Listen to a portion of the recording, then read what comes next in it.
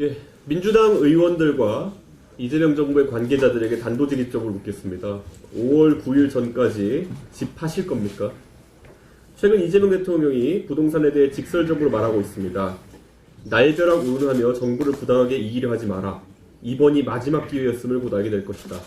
망국적 부동산 투기를 편드는 언론과 투기 세력을 좌시하지 않겠다. 대통령의 말폭탄의 강도는 강해지지만 시장은 아직 관망합니다.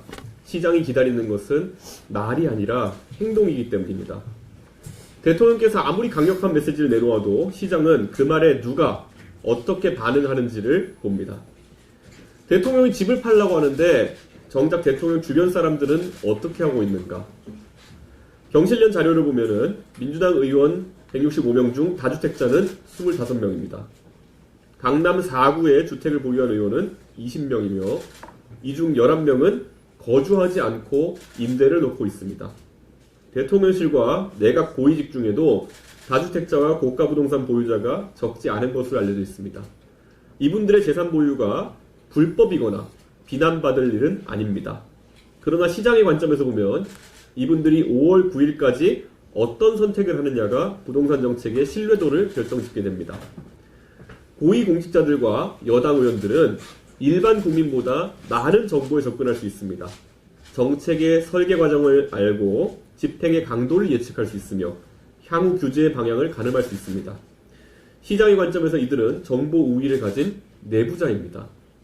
주식시장에서 내부자가 자기 회사의 주식을 파는 것은 가장 강력한 매도 신호입니다. 부동산 시장도 다르지 않습니다. 정책을 만든 사람들이 집을 내놓는 순간 그것은 고점입니다. 라고 현수막을 거는 것과 같습니다. 만약 이 내부자들이 5월 9일까지 자신의 주택을 매각하지 않는다면 시장은 정책을 만든 사람들조차 이 정책의 효과를 믿지 않는다고 생각할 겁니다. 설계자가 따르지 않는 규제를 국민이 왜 따르겠습니까? 반대로 내부자들이 먼저 매물을 내놓는다면 시장은 다르게 반응할 것입니다. 정책을 만든 사람들이 먼저 움직인다. 이번엔 진심인가 보다. 대통령께서는 정부를 이기는 시장은 없다고 말씀하셨습니다. 정부가 시장을 이기는 방법은 무엇입니까? 역설적으로 손해를 감수하면서까지 빠르게 움직이는 그런 모습입니다. 다주택자들은 언젠가 규제가 풀리겠지, 이번에도 유예되겠지라며 관망할 겁니다. 이 교착 상태를 깨는 방법은 정부 관계자들과 여당 의원들이 먼저 매물을 내놓는 것입니다. 문재인 정부 시절처럼 매매가 이루어지지 않을 금액으로 올려서 내놓는 쇼가 아니라 실제로 거래가 성사되는 가격에 내놔서 이번엔 다르다는 신호를 주는 것입니다. 문재인 정부 시절을 상기해봅니다. 2019년 노영민 비서실장이 수도권 다주택자에게 매각을 권고했을 때 당시 민정수석은 강남의 아파트를 팔지 않고 사의를 표명했습니다. 세간에서는 직보다 집을 택했다라고 했습니다.